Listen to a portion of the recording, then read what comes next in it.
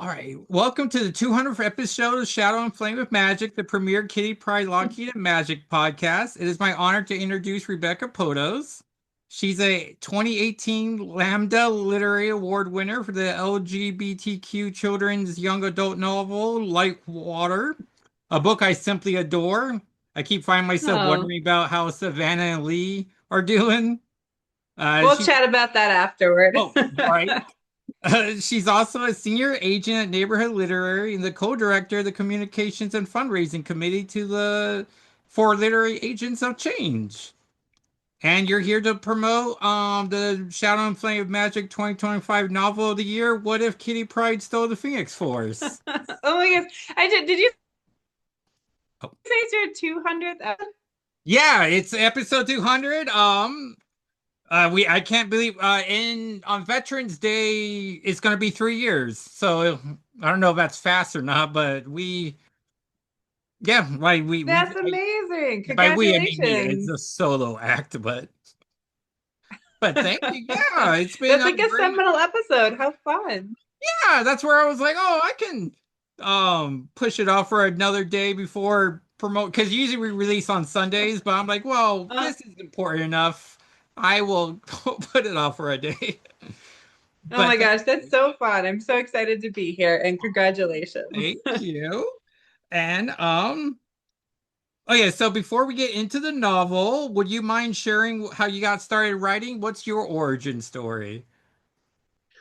Oh, I feel like I got started like a lot of writers, probably we just don't admit it through fan fiction. Oh, sure. But I didn't know it was fan fiction at the time. I was, like a kid reading the Brian Jakes Redwall books. I don't know if you ever read them, but that was like my favorite childhood series.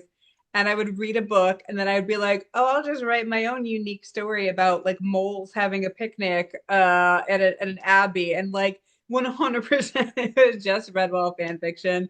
But I didn't know that. And I just kind of kept writing from there. And I guess when I got to high school, it was like, oh, I had to choose between two incredibly profitable careers of either going into writing or art in Right, of college. course. And I queued writing, and that's just kind of been the story ever since. But so the answer, I guess, is Redwall fan fiction, Nice. I know unknowingly. I was a big R.L. Stein Fear Street guy, and so I always find myself writing like 5 or 10 page sequels to the books of like what was the next day like for these people, which I'm always fascinated with the horror subgenre Yeah. of like, well, Oh, what that's is actually the really next day? cool.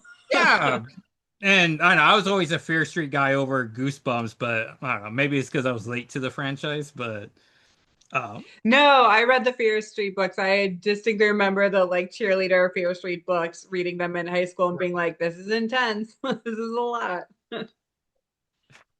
and so who were your mentors on this journey for writing the novel, this novel? Yeah, so I cannot say enough good things about this entire team. I worked with a bunch of folks at Random House Worlds. I worked with a bunch of folks at Marvel, some really great people. I think like the two editors I worked with the most were Sarah Singer at Marvel and Gabby Munoz at Random House.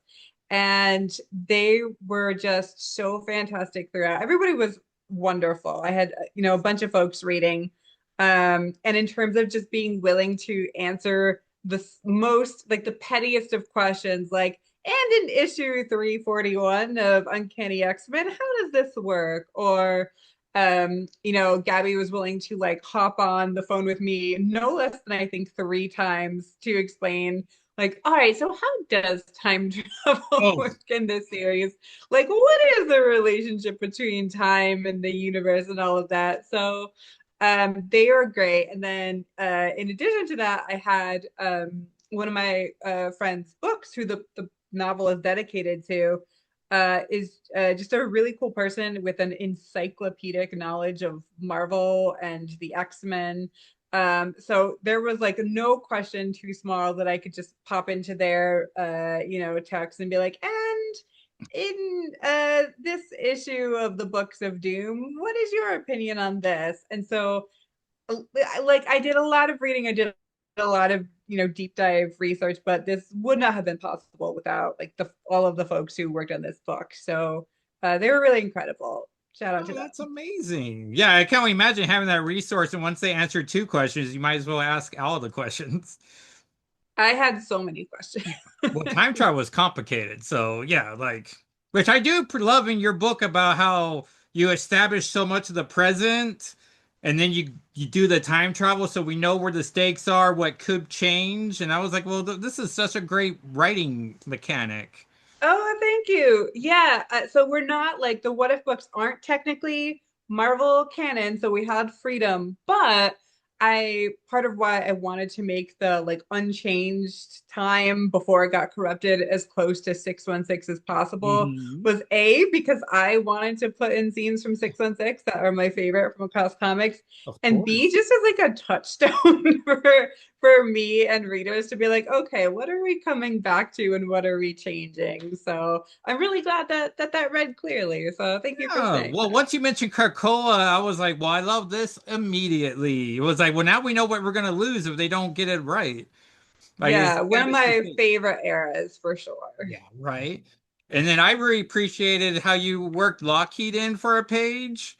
And so I was like, I love that purple dragon.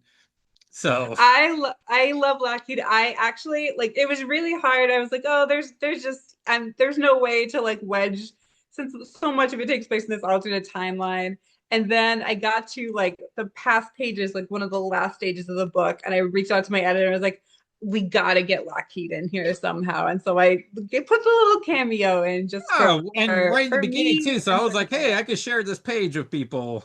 Yeah. So I know they made the Feel free online to. populace pretty happy. And then you even worked magic Yeah. in for a sentence later in the book too. And I was like, hey, that's all my three favorites. Yeah. There were so many folks I would have loved to like wedge in there Right. somehow, but it was getting a little unwieldy. You can only have so many For cameos, but sure, like yeah. I And you got a have this couple of main my story to favorites. tell. But Yeah, and I you got a got couple Excalibur favorite too. I ones. was like, well, this is just everything I want in one package. Oh, great. Well, that worked out really well then. Yeah, right. Um, so besides the mentors, were you given any other terms for the research process? Were you like given access to all the Marvel archives, or was it just Marvel Unlimited you were using? Yeah, so well, they sent me the first three books in the series, which Oh, are really phenomenal. I'm such a fan of the first three authors um who got to do books in the series. And Mike Chen wrote the third book, absolutely phenomenal. And so there were definitely a few times when I would like reach out to Mike and be like, and how does this thing on page 291 work? He was very kind about that. But I had access to the Marvel Unlimited app, which is pretty great. And I definitely used it to go off menu and start reading some series that I just wanted to read and I'm right. like keeping up with today. And then there were like there were a couple of issues that were maybe missing from like Marvel Unlimited that I just ordered off of eBay because Right. I Oh, really needed to see what Castle Doom looked like in this particular issue or oh, whatever. yeah. Um, and so all of that was fantastic. And there were a couple of times that I definitely turned to like the Reddit archives, like Sure, right.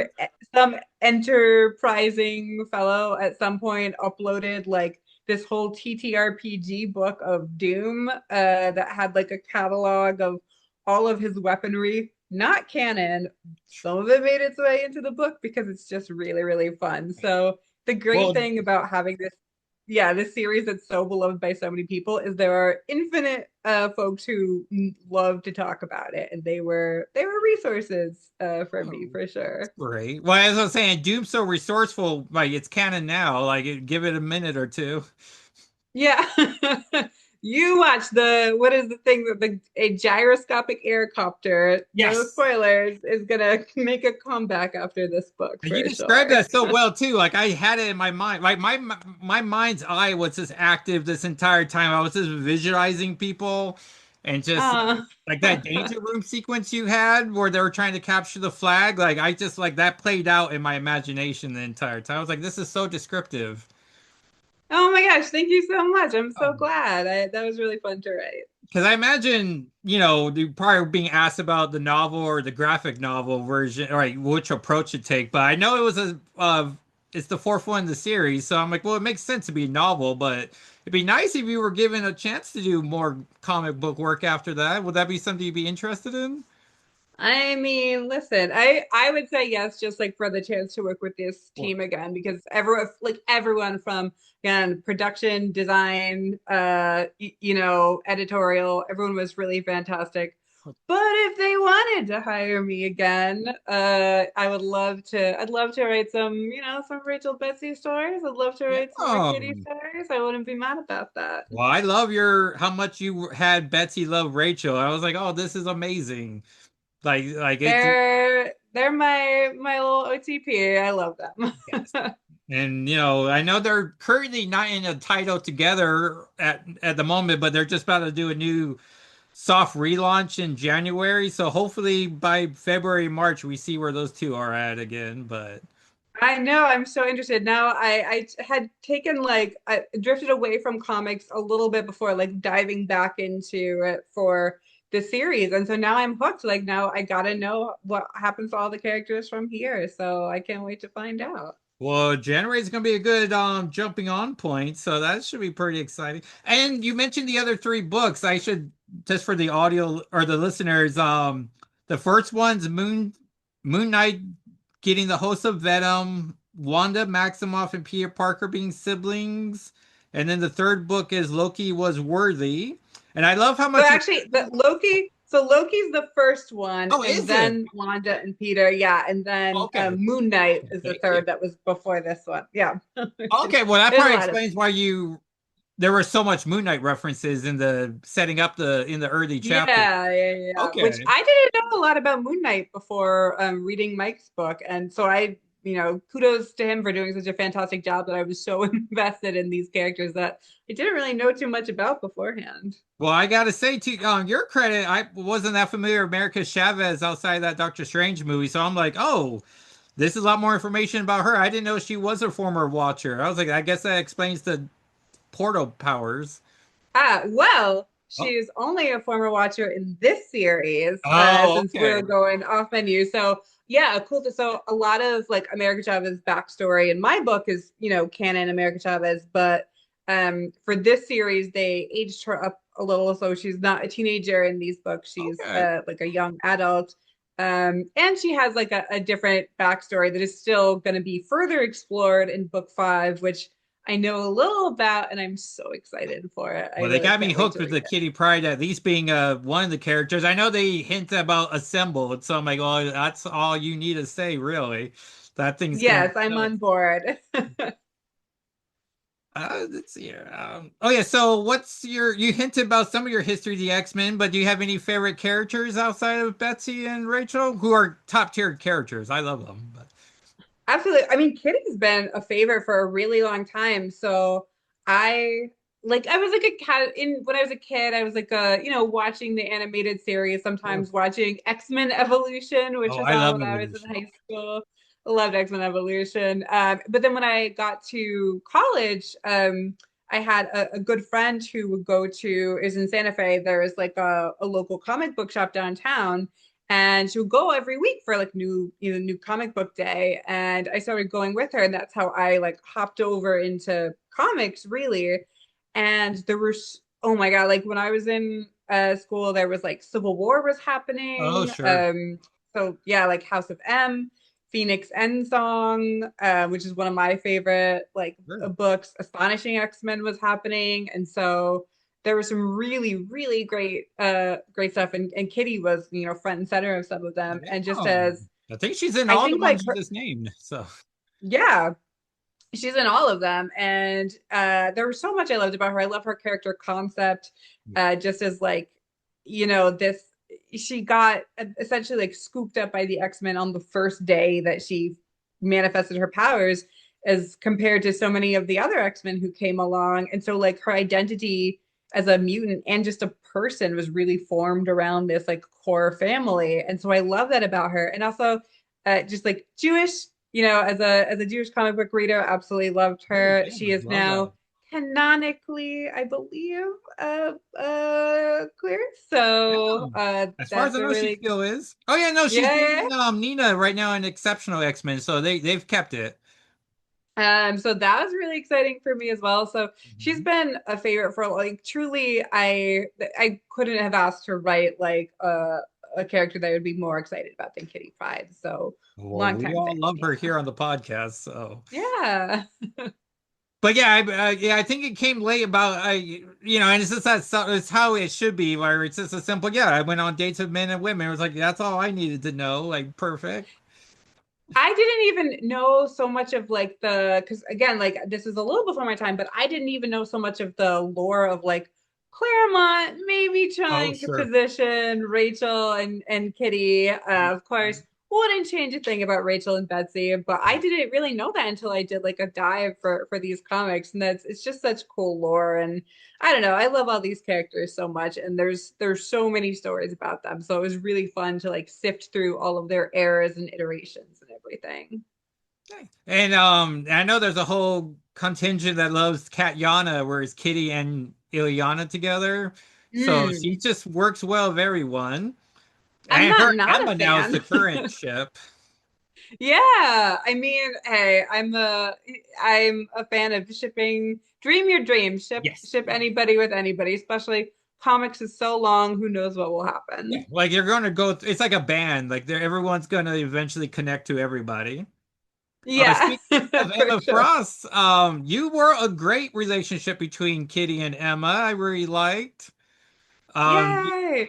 you had that moment where it was heartbreaking at the time when like Betsy and Kitty get in a fight and she goes to find the Emma that period, and I felt it for that fight, but then I was like, oh, she's gonna look for her safe place of Emma. I was like, I love that. Like, I love so Emma Frost and all of her like complications is also one of my favorite characters, and I loved the again the many eras of the relationship between Kitty and Emma from like again Emma being the White Queen being introduced at the same time that Kitty was introduced as hmm like immediate villain, and they're like her as a reoccurring antagonist in Kitty's life. So a lot of the like alternate future of Kitty in this book, who she ends up becoming in this fractured timeline, is based off of like Kitty's ill-gotten adventures with like having to go to the Massachusetts Academy for a while and like getting back ensnared in Emma's net. But I also like the way that their relationship evolved. It was starting to in like Astonishing X-Men, and then by the time we get to the Krakoa era, they just have this like beautiful kind of like mutual respect and mutual murdership yeah, and yeah, exactly. friendship. Whatever that complication, Um, yeah. they're just each other's So, person. yeah, so I think it's really interesting how like they can make each other so much worse, but they can also make each other better. And so that was a really fun thing to like explore both in this alternate version of Kitty and Emma while getting like glimpses of the relationship that could or would have been. So they were really fun to write together. Oh, well, I loved it. Let's see here. So we talked about the novel. I wrote a lot of compliments on my notes here. That's so nice. But I think I've organically worked them all in. It's all appreciated. And then Doom, as I think we've talked long enough that we could do little spoilers, but yeah, like you wrote Yeah. such a terrific Doom, or Dooms, I should say. Dooms. I had no idea he Thank was, you. and I should seek out the other three books, probably by the time I get the fifth book. But I was like, oh, I like this Doom. Like he has a plan. He's chasing Jean, who's this dimension's oh man, The Nexus being, yeah. that's it. Thank you. I was like, they said it in Deadpool Wolverine so much, plus in the book. I was like, ah, thank you. They did, which is so funny because I watched that while I was like drafting this book, and there was like, oh, they brought it up. I didn't know. Yeah, Doom was another character that like I've been aware of for a really long time, but since I was, and he's had interactions with the X-Men certainly throughout history, but it Mhm. wasn't like a primary No. antagonist. So I wasn't as aware. I did a lot of reading about like going into like the books of Doom to find about his childhood and just his different eras, and he's so fascinating. Yes. And it was in at the very very end of book three that we find out that this like mystery antagonist that's been stalking, kind of like circling around America, and she's been circling around him. We only find out at the end of the last book that it's Doom. So this Oh, is the okay. Well, first that's book where like, interesting. yeah. So this is the first one where like Doom is out in the open. And I will say that when I when I decided to write two super genius villains like pitted against each other in a battle of wits, I didn't really consider that I would have to write two super Oh, geniuses. sure. And yes, like I'm a lot of things. A super genius villain, I'm not Well, I one. always wonder how writers do Um, that with like characters like Beast, who's supposed to have like 6 doctor degrees, and they start doing like all that babble speech. I'm like, how do you even like how do you know the words to even use? But I just really tapped into the like egomaniac in nice. myself. But no, I think it really helped because I like in the same way that like Kitty in this book is kind of trying to find a way back to herself and where she thinks she should be and who she thinks she should be. I think America's doing the same thing, Betsy's doing the Mhm. same thing, and Doom is doing the same thing too. And so being aware of just like his weaknesses, his ego, his genuine belief that he is doing the right thing by subjugating the entire multiverse. That like I got to get embedded in that character, which made up a little bit for the fact that again I am not a super genius. But Well, he you was wrote a great really, Doom.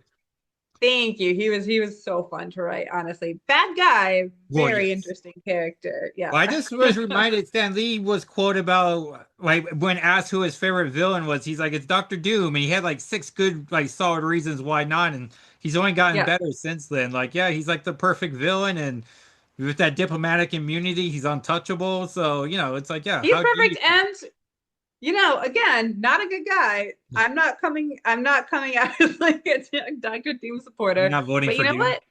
Sometimes he's right. Like I Yeah. gotta say, even when he's having like in the Krakoa era, his like dealings with Charles and throughout history, like sometimes Doom is right. I gotta say.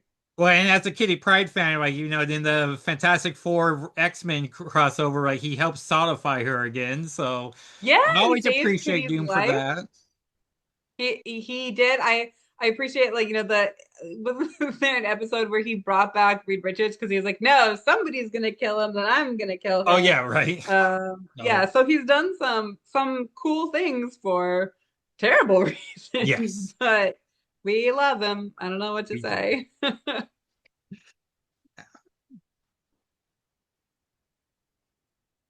Oh yeah. So I guess that's all the questions I had planned. But is there anything you like to promote or where people can find you?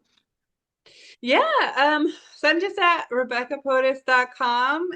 You can find my agent stuff. I have some great clients. You can find my books there. And yeah, I look forward to hearing what you think when the next book comes out, as I super look forward to reading it. And yeah, thanks for having me. It was really, really fun to chat with a fellow Kitty fan. Oh, well, thank you. And I just to conclude it, I can't stress enough how like water and Mystery of Hollow Places are. And once I finish Hollow Places, we're gonna buy Furious.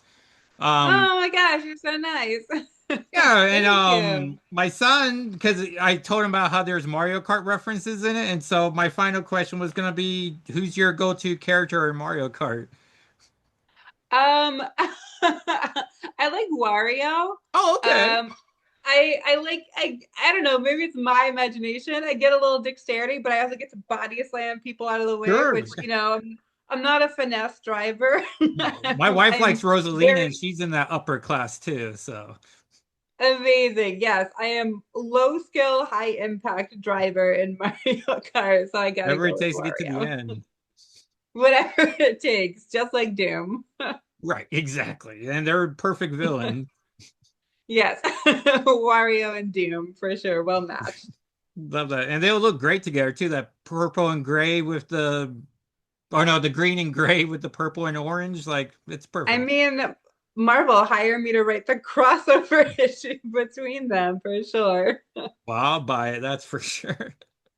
Thank you. All right. Well, thank you. Yeah, it's so nice to Yeah, you speak too. with you. Have a great night. Thanks.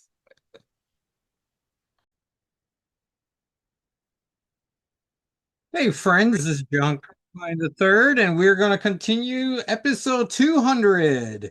And we're going to review Marvel Zombies Halloween, by far my favorite Marvel Zombies project.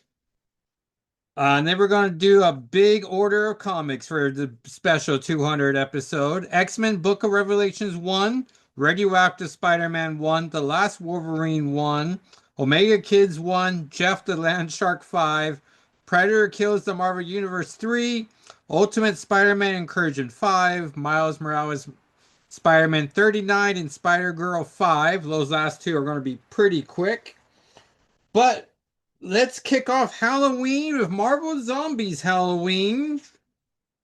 This came out December 2012 and was brought to us by Fred Lemvente, the writer. Artist is Alexandro Vetti. Colorist Jean Francis Bayou. Letter VC's Corey Pettit. Cover artist by Francisco Franizvella. And assistant editor John Mosian, editor Bill Roseman, editor-in-chief Axel Alonso, chief creative officer Joe Quesada, Dan Buckley, publisher, and executive producer Alan Fine. And the issue opens up. Oh, and you can follow along on my TikTok or YouTube channels at Jackal SII. Episode or issue opens up with awesome zombies attacking a house and being sniped by the legendary heroine herself, Kitty Pryde.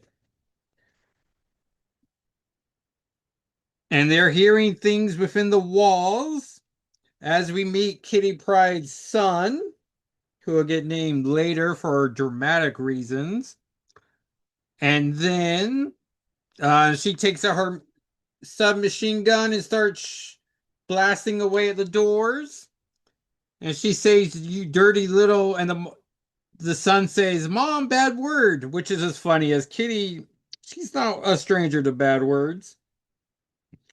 And then they find they now have a new cat that the son wants to name Blackie, which is a very original name. And then we find out today's date is October 27th. And for some reason, like 5 months, 10 days to Dad's birthday.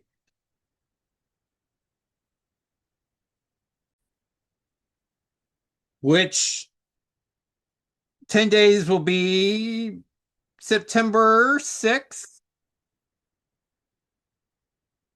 Computer just did something weird on me. Are we still recording? We are. We're good. We're good.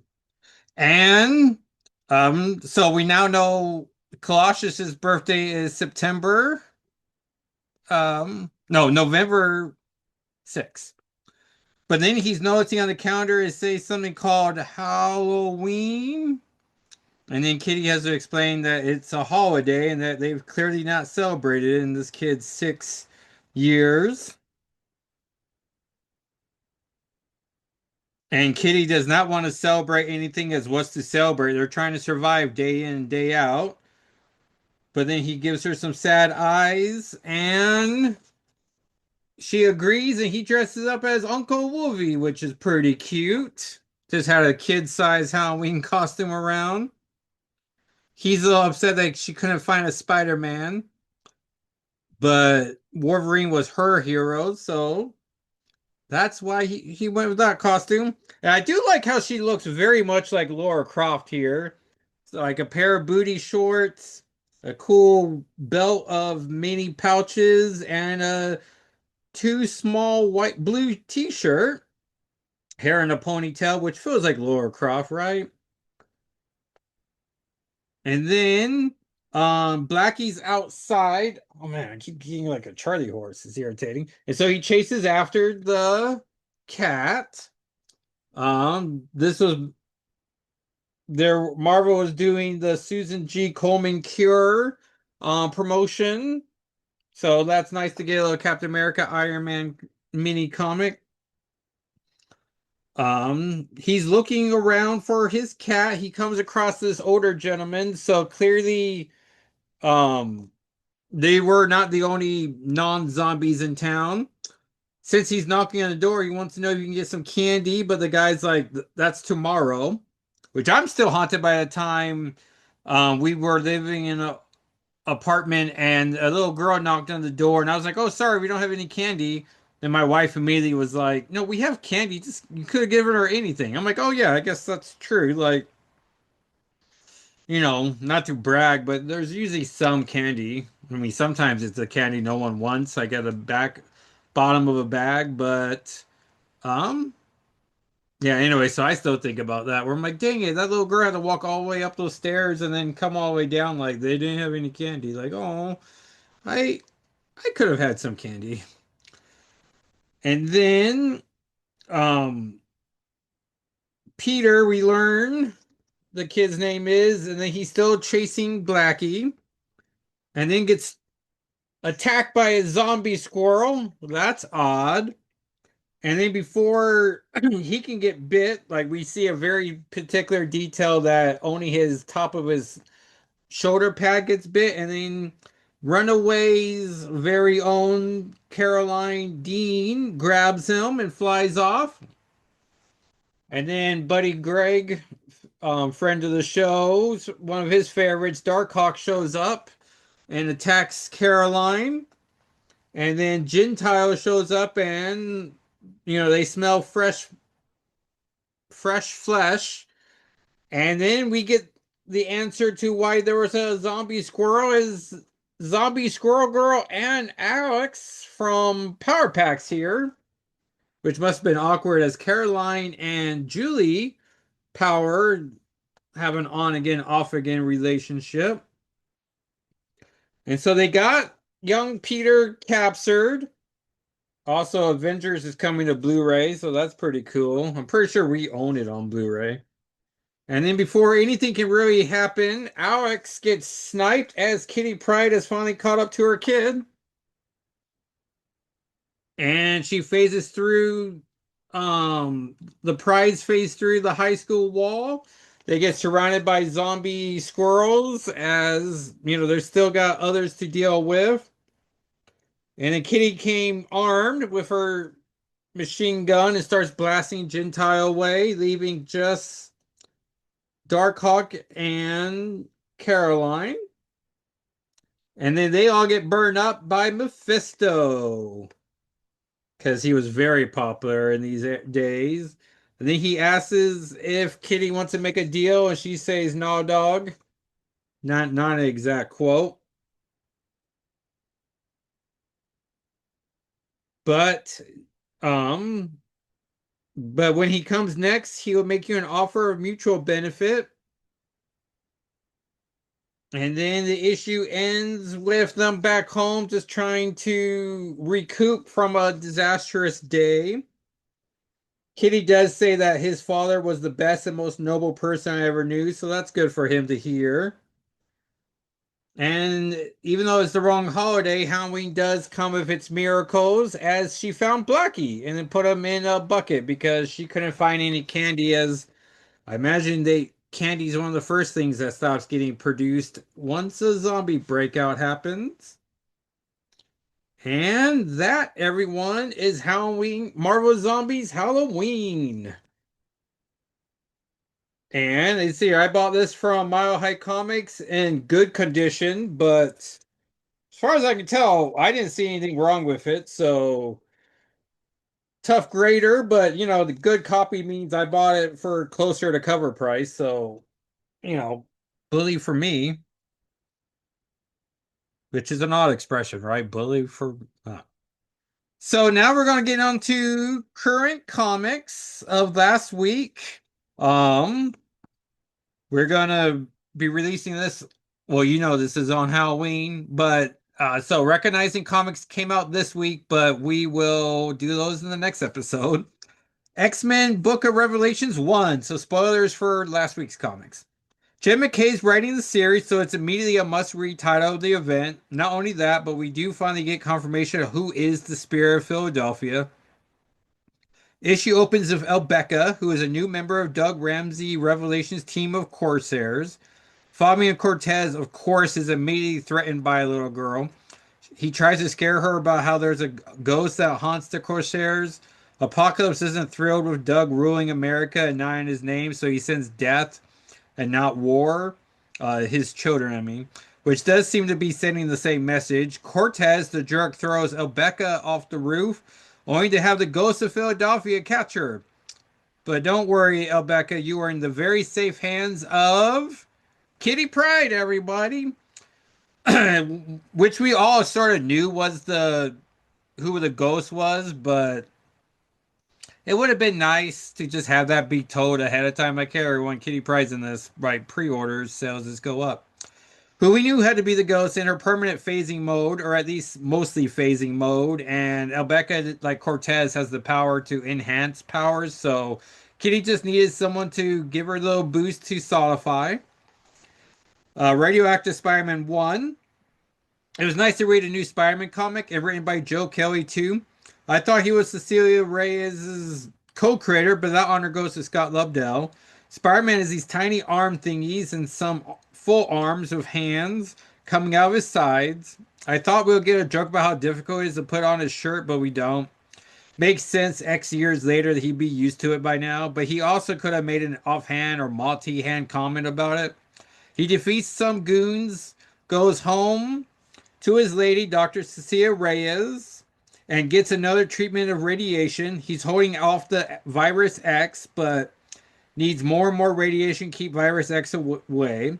Thus, his many side arm thingies. There's an alert. A lab is under attack. They refer to as the other lab, so Peter has to go. So now I keep expecting to see a classic Spider villain. He gets there. Some marauders are breaking into the lab. These are just goons going by the name Marauders, so I don't love that. It is a Mr. Sinister lab, so now I'm starting to think that how fun it would be for Radioactive Spider-Man to meet Sinister Six, as he knows Black Cat and Venom, so it seems like a natural fit. And he knows a quarter of the team already. Issue ends with reveal that, of course, Aunt May's alive this X years later. So that's exhausting, but it's good for Dr. Cecilia Reyes to meet his aunt. Whenever Joe Kelly gets mentioned, I went to two San Diego Comic Cons, one in 1998 and one in 2001. And or maybe 2002, because we were shown a clip of Doc Ock coming off of the hospital bed of his arms for Spider-Man 2, and it was like premiere material being shown. And that year, or one of those years, Joe Kelly was the X-Men Deadpool writer. And so he was doing signings, and I was like, hey, man, I love your X-Men book work, but I really love Deadpool. And as if I said a magic word, Joe Kelly reached under the table for a box, and I pulled up the recent Deadpool comic and just gave it to me. And like, as if at that time Deadpool wasn't the red hot character, like he was clearly the hot X-Men writer, but if you like Deadpool on the side, sure. And so I got two comics signed by him that day and a free Deadpool comic, so that was pretty fun. And so I always appreciate Joe Kelly after that. Um,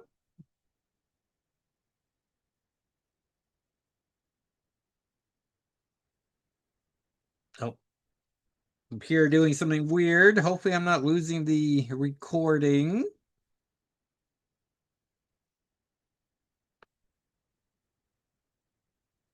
No, we're still good. Okay. The last Wolverine. I like getting to know Leonard from Wolverine Volume 8, The Good Wendigo. He's the hero of Vancouver, so that's nice. He saves some people and goes to visit a very good friend, Nightcrawler, who is very white. like we saw from the Higher Evolutionary story, two-part story where he turned off all mutant powers everywhere. Uh, though we've seen covers where he gets blue again. Not making him blue is Mackenzie from Gail Simone's current Uncanny X-Men run. I do love seeing people using toys from her toy box. They have a kid, but don't worry, Mackenzie's two older teens are fine. They're off doing teenager things, so that's reassuring. We get a flashback to when Leonard meets Logan, and I immediately get excited to learn what a pre-mind controlled Logan was like. Except this isn't pre-mind control. Rutro, Leonard got stabbed and Logan leaves. Issue ends with Vindicator saying she can save her husband, so those two deserve each other.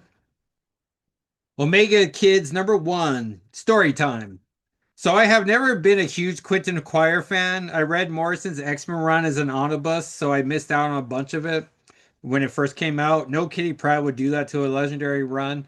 I got to know Quentin Quire and Jason Aaron's Wolverine and the X-Men that I love until Battle of the Atom, where Kitty officially leaves Logan's side and joins Cyclops and Magik and Emma.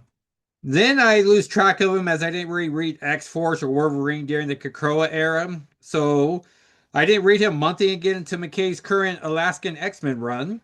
So this is all to say I don't have much connection to him, thus wasn't really looking forward to this series. But now I've heard all of Cerebro's 8 hours episode with the X-Men Scott Free that I'm ready for more Quentin Quire in my life. I went as far as to go to the My Comic Shop's eBay account and saw that with $50 I get most of the missing appearances of his I don't own, minus like the 2011 Marvel Holiday Special that I just ordered separately, and Gambit Volume 517. And so hopefully mid November I can treat myself to at least $20 worth of comics and see which ones I get. Most appearances are from Generation X Volume 2 and a handful of Krakoa appearances with Kate, Pryde, and Magik. So I was pretty ready for this issue. It introduces the most new characters of any of these Age of Revelation series thus far. Quire has a class of 5 telepaths that are all used to take out threats to Doug before they happen, Minority Report style. We see Phoebe Cuckoo, one of the 3 surviving Cuckoos, so I'm hoping Mindy is one of the other 2. Unless we can't trust that description box, as it turns out Quire was never talking to her, as the kids are clearly tricking him into believing they're on Doug's side and controlling his perception. Rachel's supposed to show up next issue, so hopefully we learn that his students are actually her students. Then we get Jeff the Landshark 5. This was such a fun conclusion. Magik and Dr. Voodoo are trying to fight off Jeff's 2 shadow sharks. Wanda's trying to contain them. A dinosaur follows the sharks, so Magik and Dr. Voodoo teleport him back to the Savage Land. While in the Savage Land, Magik gets a great idea what to do next and grabs Rogue. Gwenpool, in a very great use of the character, calls out that clearly Magik thought Savage Land, then immediately thought of Rogue in her Savage Land bikini.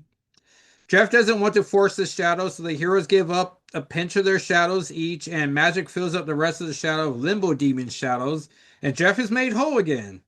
I like that we're getting more Magik and Rogue content, as I feel like they barely know each other until the From the Ages era started. They would have been around each other during Rogue's early X-Men days, but Magik was off with the New Mutants, so they missed each other.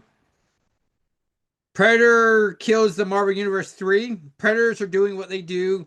Logan makes it to the X mansion that is burning. Xavier's dead corpse is thrown through the front door. Logan's worried he's never going to heal from this. Nightcrawler shows up and I immediately get concerned. We saw Cyclops get killed last issue, but I don't think just because the mansion's on fire that we should assume everyone's dead. Nightcrawler survives as he teleports Logan away. We see Avengers Tower is burning, upsetting survivors, but I care more about the X mansion burning. Issue ends with the reveal that Invisible Woman, the best Fantastic Four member, is still alive. Hopefully we keep getting Living Mutants next issue. Ultimate Spider-Man Incursion 5. Miles finally gets caught up to Billy, his half-sister. Da Costa, Sunspot's father, has her, but Magik is annoyed by his clear betrayal of Maker's council, and they fight. I hate when New Mutants have to fight their fathers. Da Costa starts giving Sugar Man face as Miles knocks him out. The Ultimates show up and Magic's more annoyed by DaCosta than with them, but still decides to leave as she doesn't have time for any of this nonsense. Miles finds a tube that restores all of his original Ultimate Universe memories. He mentions the X-Men in a list of other heroes, but at no point do we see Ultimate Shadowcat, which is highly disappointing. As how many montages of the original Ultimate Universe are we going to get? Miles tells Doom, who is the ultimate Reed Richards, that the maker was from Miles' original universe and his name was Reed Richards. So that's pretty shocking. Issue ends with Miles and Billy home in 616 with the original boxes, with some origin boxes. And a promotion is saying read Miles Morales Spider-Man 39 for more Fallout. So then I did read it. And it only has the last two pages dealing with the post Incursion, where we see the origin boxes again, except now they look like boxes instead of just test tubes. And confirm that yes, they were gone for months, so Billy is bigger now. And lastly, we have Spider-Girl 5, which a bunch of stuff happens before her final two pages. But I was just flipping through pages. She's an Unbreakable X-Men, and I thought I'll give this a read. And it's some nice synergy. Rogue shows up in the last two pages and confirms Spider-Girl is a mutant and there's a place for her, the X-Men, if she ever wants it. But before she can decide, Hawaii awaits. So that should be fun. Spider-Man, spider action in Hawaii. I'm reminded of a Web of Spider-Man issue called storyline called what's it like Mad Dog or something, where he ends up in like middle of America and has to take the bus everywhere as he can't web sling. So that's pretty fun. Next week we have Ex Parte X-Men 1, which I'm really looking forward to. This is in the order of what looking forward to. Emma Frost White Queen 5, X Avengers 1 with Danny Moonstar, Cloak or Dagger 1, Battle World 2, and Undead Pool 1. So my current AO Age of Revelations rankings are Book of Revelation, Iron and Frost, Amazing X-Men, Overture, The Last Wolverine, Radioactive Spider-Man, Binary, Omega Kids, Unbreakable X-Men, Laura Kinney Sabretooth, Rogue Storm 1, Sinister 6 1, Age of Revelation 0, and Longshots and World Revelations. So there's a real top tier, mid tier, and other running books.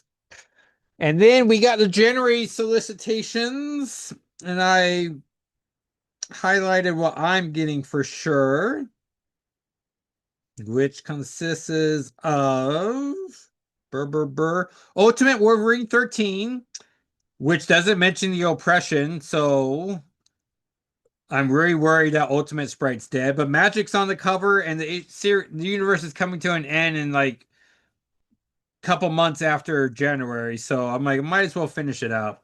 Luna Snow World Tour 1 that has Magic on the main cover. X-Men 23, where we deal with one of the X-Men coming from the days of Age of Revelations to the present, which I can only imagine it's Beast because no one would care if it's Cyclops. Oh, no. I can only imagine it's Beast coming to the AOR Beast went to the present, as no one would care if present day Cyclops came back and Beast was stuck in the future. Like we would just shrug. I did notice Vizicio's team variant covers continue of X-Men. So he did Uncanny, then he did Avengers, now he's doing X-Men. And his Psylocke is pretty tempting for issue 24. And then we get Sorcerer Supreme 2, which is an ongoing, I suppose. Hopefully Magic shows up on one of these variant covers, and hopefully DCBS can show us the covers by the time November comes around where you gotta order these books. But I don't know. It just seems like I'm missing so many cool covers that I would have loved to have pre-ordered when I could have. Marvel Rivals the Cities of Heaven 1. So Marvel found a way for me to buy more Luna Snow in my life by putting her in Magic stories. And then the Amalgam title Spider Boy Team Up, which is my favorite Amalgam title It has the amalgamation of Shadowcat, Kitty Pryde with Phantom Girl to create Phantom Cat, and we get the DC version, and then due to travel hijinks, the Marvel version. So I think that's the order. Anyways, amazing Jose Ladrone cover or art, which who's my favorite Cable artist, and then written by Carl Kessler and Roger Stern. So pretty great. And then on the DC side is the reprinting of the two Spider-Man Superman crossovers. They're expensive though, like $18 and $17. So I'm tempted to treat myself to the classic crossover trade paperback that puts those together with the Hulk Batman crossover and then the legendary Teen Titans X-Men crossover. So I don't know. I found a copy on eBay for 18 bucks where I'm like, well, that's the price of one of those. So I'll probably treat myself to that. I'm watching it in hopes that the eBay seller just goes like, hey, I'll give it to you right for a discount because that's how you get me to buy anything.